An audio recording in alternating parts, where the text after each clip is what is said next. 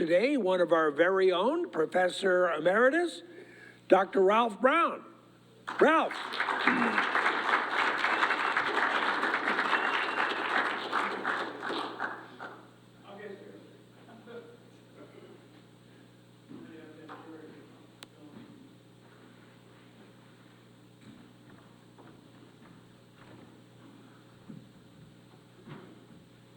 Okay, today we're going to talk about something you all know about, you've heard about.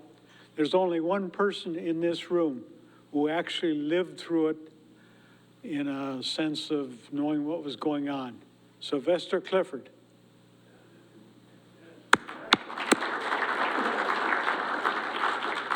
Born in 1929. Okay. Let's get started here. Oh, I'm going the wrong way. South Dakota in 1929, or on the eve of the Great Depression, was a small state, 690,000.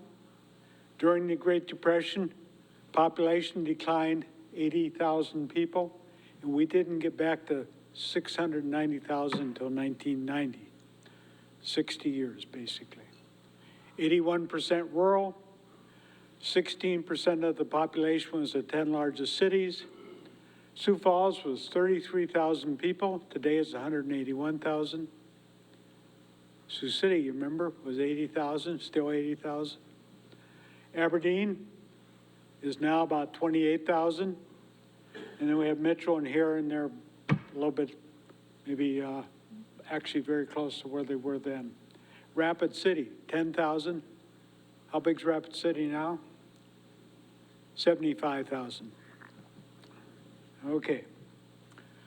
We're the most farm-dependent state in the nation. 48% of our total earnings came from farms. Today, it's about 10%.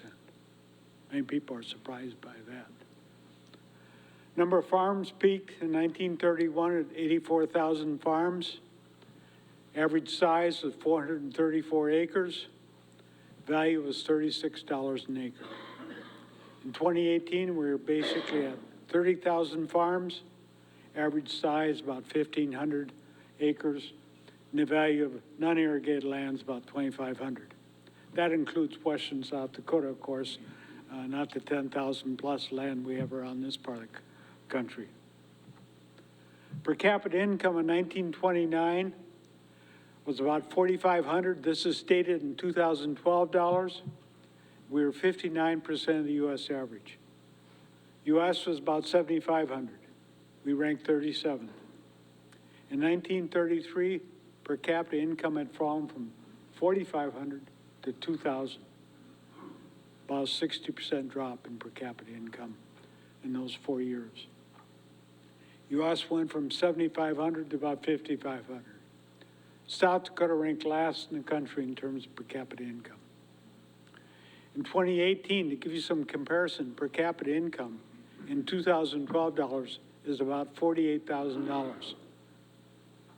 So, you know, compare that to 4,500 or compare that to 2,000, huge increase in per capita income. Standard of living has increased dramatically over those years. In 2018, which wasn't a great year for South Dakota, given the farm economy, we were about 96% of the U.S. average. In previous years, particularly in good farm years, we ranked over 100% of U.S. Per capita income. If you look at the charts, this is a GNP per capita from 1890 through 1940, and as you can see, it bounces around year after year, and then a huge drop in the early 1930s. I mean, off the charts. Nothing like this has ever happened before. Okay, we're looking at real per capita income. You remember I said South Dakota in 1933 ranked last in the nation. As you can see, the blue line, see if this baby works. Blue line, our drop relative to the U.S. and relative to the Plain States. So we had lowest and sharpest decline from 1929 to 1933. Leaving South Dakota, As I mentioned already, we lost 80,000 people during the Great Depression. Just a personal story. My parents moved from Aberdeen, South Dakota to California in the mid-20s. Had a couple of kids, and in 1933, the depths of the Great Depression, unemployment rate 25%. 2 kids and 1 on the way. I was much later, by the way. They moved back to Aberdeen, South Dakota. He couldn't find work. My dad was a painter. He couldn't find work in San Diego. He thought things would be better in South Dakota. Obviously, they weren't. But interestingly enough, 2 years later, 1935, they started a business, Brown's Paint Store. And that business went on for 30-some years until it was apparent that the youngest son, that's me, wasn't going to run a paint store. So they retired and sold out and did well, actually. You see the population of South Dakota declining sharply during the 1930s, and look at 1941.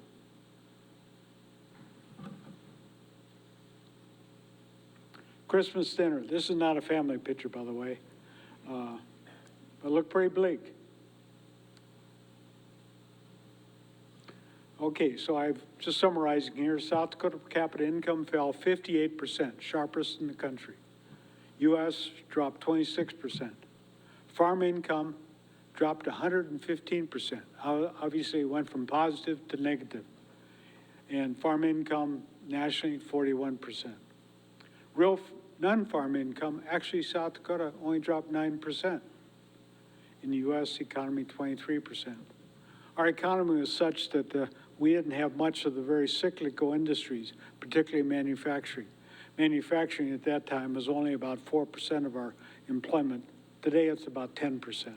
So we were less sensitive to business cycles in the non-farm economy.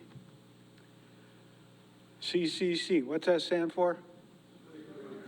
Civilian Conservation Corps, at work.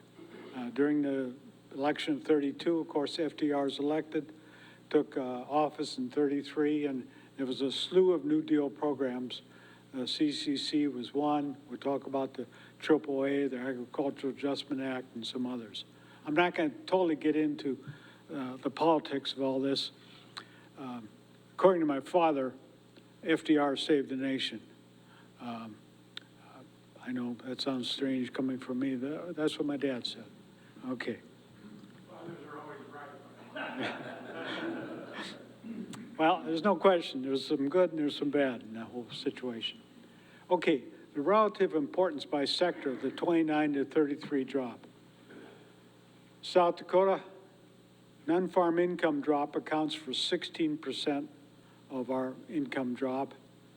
Farm income, given our dependence upon farming, accounted for 84% of the drop in per capita income. Nationally, it's just about reversed. Most of the drop came from the non-farm sector. The farm sector, which was much less important nationally, had a much smaller impact. The unemployment rate in 1929 was 3.2%. 1933, 25%. 25%. Since then, we've had an unemployment rate over 10% a couple of times, but nothing like 25%. You think of that. And that was really kind of understating the depth of the Great Depression impact on the economy. The previous slides understate the impact of the Great Depression on South Dakota. We suffered from two things. And if you talk to somebody who remembers the Great Depression, or they always talk about the dirty 30s, they talk about the drought, they talk about the farm economy. They don't say much about the national economy. They may talk about the stock market crash in 1929, but most people in this part of the country talk about what was happening in the real state of affairs in terms of natural phenomena, such as droughts, grasshoppers, and such. We had a major drought in 31, 33, 34, and 36. We'll look at those numbers in a little bit. What did impact the economy of South Dakota that was related directly to the Great Depression was the drop in prices. Cattle prices fell 63%, hog prices 65%, corn prices of 27%, wheat prices 31%. So look at what happens. Normally during a drought, supply is down, so prices are up. But here we have supply dramatically down, and prices are dramatically down. I mean, talk about a double hit. And again, index real non-farm income. The non-farm income, I said, didn't drop as much in South Dakota as it did nationally or in the Plain States. There we are, farm economy. Some of these pictures are actually South Dakota pictures. And again, look what happened to real non-farm or real farm income. Basically, went from 100 to about minus 15. In the Plain States, it dropped. In the U.S., it dropped. And you see the fluctuation thereafter. So we really took it in the farm economy. Foreclosures. There are all kinds of stories about farm foreclosures. I was reading a story the other day about Madison, Nebraska. And the farm was up being foreclosed on, and people were, of course, at the foreclosure situation. And the first bid was 5 cents. By the end of the day, you know, the bid was $5.35. In other words, they didn't want the bank to be making huge money from foreclosing and selling the property off. Some of those kinds of episodes happen in other parts of the Midwest as well. Dust storms. Look down here, it says, one of South Dakota's black blizzards, 1934. Okay, let's look at precipitation. If you look at the 1931-2003 average, this is taking weather stations at Aberdeen, Brookings, and Yankton. But basically, a little bit less than 15 inches per year. I think we're in 20 plus area around here, but this is the whole state. And look what happened. Here we're down to 9, here we're less than 9. I mean, tremendous fluctuations, way below average for the most part during this whole period of time. That was growing, this is growing season precipitation. Corn yield. Now look at the 1919-29 average. About, say, I'll call that 25 bushels per acre. Kind of interesting. And today, what kind of yields are we getting now in terms of corn? Yeah, 200 plus or so. 25 bushels per acre. That was the yield during that time period, good time period. The yield from 1930 to 40 was down to about 15 bushels per acre. And you look at some of the fluctuations, here about 10, here about 7, and so forth. So here we have a situation of low precipitation, below average, and the yields, of course, are way down. Wheat yield, same thing. Look at the 1929 average, looks like about 11. The 1930-40 average looks like a little bit less than 8. And look at the fluctuations. Look at 1933, it's about 5 bushels per acre. What kind of yield are we getting now in terms of wheat? Okay, 60 plus. I'll leave it to you guys to tell me that. Moving on. We hear the stories about the Okies, Grapes of Wrath, Steinbeck, and all that, and that was happening. Corn prices. Okay, so now we have a drop in yields, and now we have a drop in corn prices. Here's the average, about 70 cents a bushel pre-depression. The average here looks like about 55 cents. Some years look at less than 30 cents per bushel.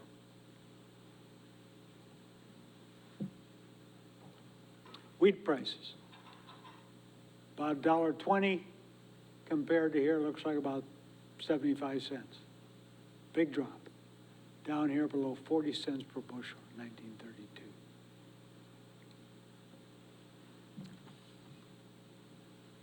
Hog prices. The 1929 was about 10 bucks, 100 weight. Here about 6 bucks. So about a 40% drop. Cattle prices. Interesting, hog prices higher than cattle prices. I used to play the futures market. And one time hog prices got higher than cattle prices, so I sold hogs and bought cattle. The only problem is the hog seed went higher and cattle prices went down, so now I had these margin calls. Here I was, a young professor with no money, but we made it out of it. I lifted a leg, which means you sold off one side and waited for the other side to come out. Okay, you can see the huge drop, again, in both hog and corn prices, or cattle prices. Government payments. During the 1930s, a farm program started, and of course we still have it today. In the Agricultural Adjustment Act, parts of it were declared unconstitutional, but we saw price supports, acreage limitations, and a rather significant increase in government payments in the farm economy. This is a very controversial, the hog reduction program, where they slaughtered millions of hogs, trying to reduce the supply and raise the price was the idea. I suspect they did that, but it was, and you know, it seems like not all the hogs went to feed people. They were buried, which obviously is a huge waste. Bank failures. Okay, this is, when you deposit $100 in the bank just doesn't hold it there waiting for you to come and withdraw it or write checks on. Basically, the bank will keep about 10% in reserve, a little less than that, but we'll say 10%. So $100 deposit, $10 in reserve, that's either in cash or deposits at the Federal Reserve System or other banks. So what do they do with the other 90 cents or $90, I guess? They lend it. That's how they make money. The problem is if everybody comes to the bank because they hear the bank is in trouble and trying to withdraw their money, the bank can't possibly meet the needs. Now, the Federal Reserve System was set up in 1913, or passed in 1913, set up in 1914, and it was to provide a lender of last resort. That is, if a bank was having withdrawal problems, they could go to the Fed and borrow some money. They were also to provide liquidity to the banking system. Liquidity is the ability to meet cash needs without loss of value, basically. And the Federal Reserve System, we'll see, failed dramatically in that.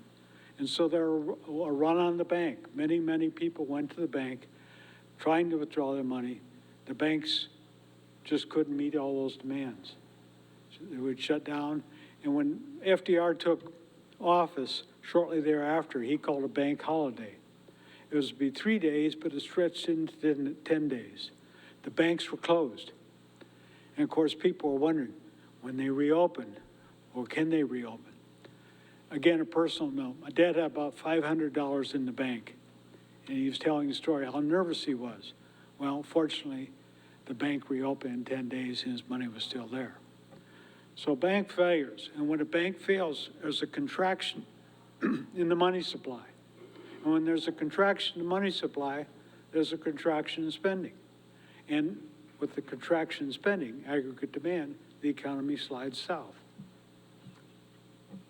Look at the number of banks. U.S. went from roughly 25,000 to 14,000. 10,000 banks failed. South Dakota went from 400 to 200.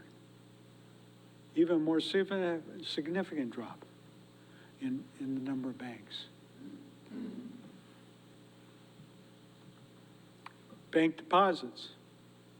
A major part of our money supply is what we call demand deposits. And as they fall, the amount of money in circulation drops. As you can see, South Dakota, U.S., and Plain States all saw significant drops in bank deposits. Bank loans. If you don't have deposits, you don't have money, you can't make loans. And of course, you can't make loans. There's a contraction in economic activity related to loans.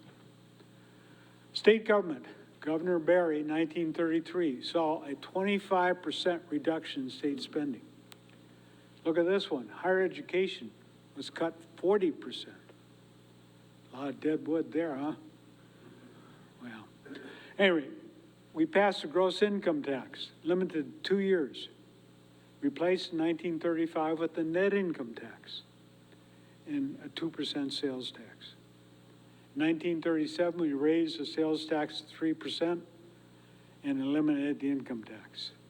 The last big challenge we had for an income tax in South Dakota was when? Okay, Ted can tell us.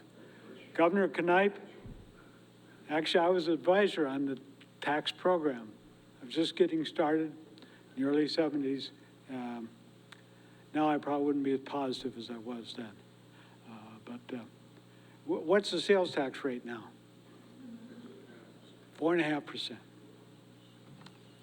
Okay, look what happened to state government revenue. Dramatic drop. So what have we learned? We learned that the Great Depression was a devastating event for South Dakota. Per capita personal income fell 58%, U.S. 23%. Farm income 115%.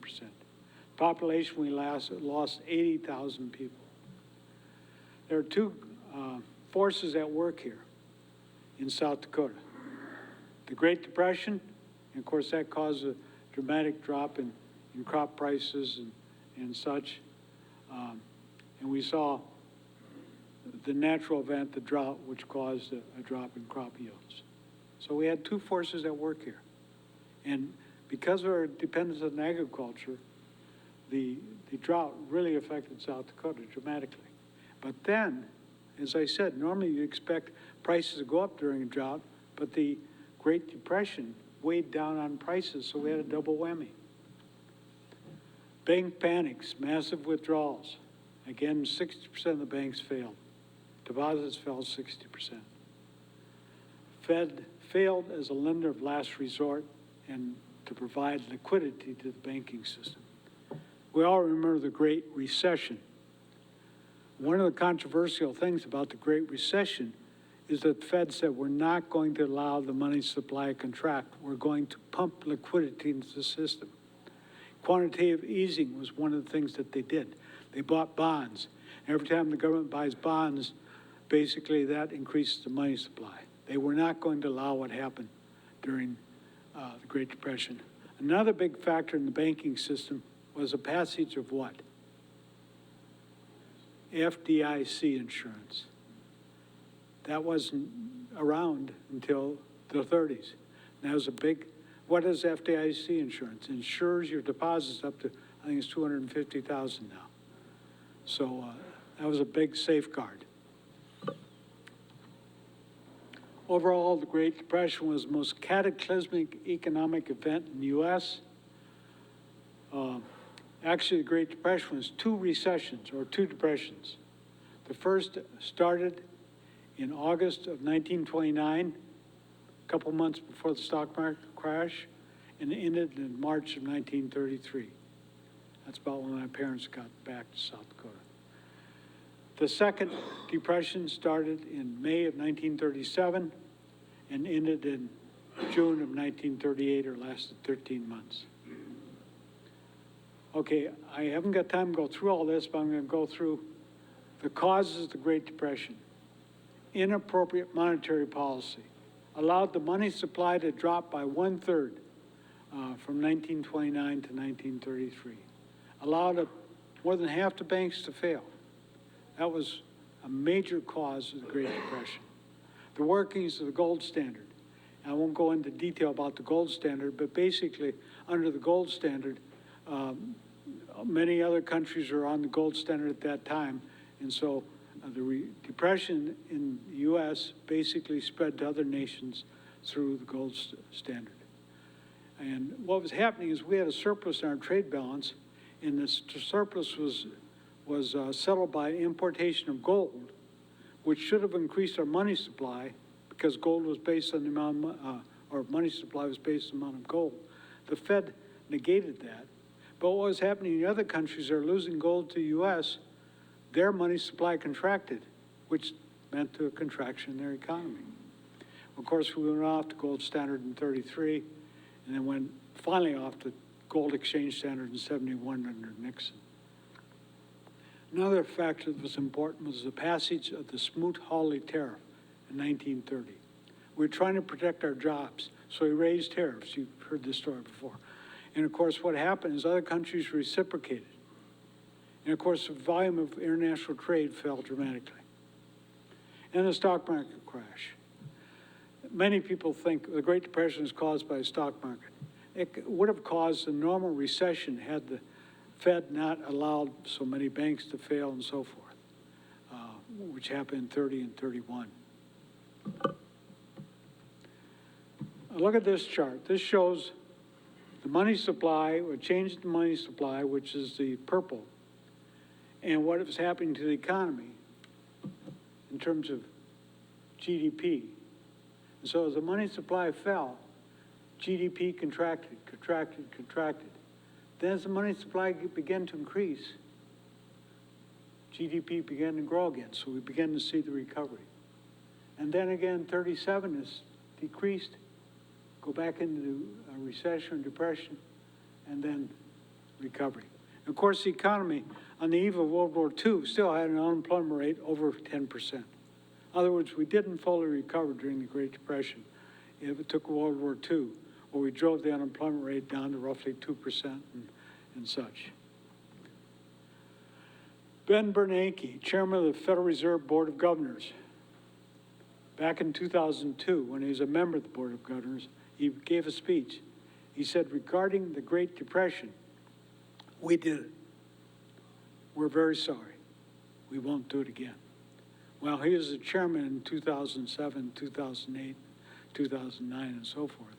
As I mentioned, did some things that appear to be controversial, but in a sense did not allow the banks to fail en masse, allow the money supply to fall en masse, and so forth. Okay, that's it. I have a whole timeline here, but we don't have time for that. We don't have time for the timeline. So I'll take any questions. Yes, George? What was the mix of some people have a particular mix of agricultural products that suffer more in agricultural revenue than the rest of the nation? Well, I think it's our dependence on agriculture. 48% of the economy depended on agriculture in 1929, and that was the largest exposure in the country. I'm not sure how the crop or livestock mix would fit into that whole. I'd have to study that one further. I'm not going to. Go ahead. Huck. 10 banks have 77% of all the assets in the United States. Why is that a good thing? Well, it's a too big to fail issue that those banks during the Great Recession, we made sure, remember they called them in, they made them sit around the table and say, we're going to give you money. And the Wells Fargo guy, what was his name? Kovacevic or whatever, said, we don't want the money. And they all, you take the money. And he took the money. So now I think it is a bit of a problem. It is a risky situation. So much of the banking system is dependent on such a small number of banks. Any other questions? Notice I left that one quickly. Okay. Yeah, Ted. What about rural credits? Did that have to play any role in South Dakota? I'm not sure what you're talking about. Well, there's a state-funded lending program that farmers bonds were issued, and we were still paying them off in the early 1970s. Yeah, I don't know anything about that. You'd know about that. It came out of Peter Norbeck's. Okay. Any other? Okay, well, thank you.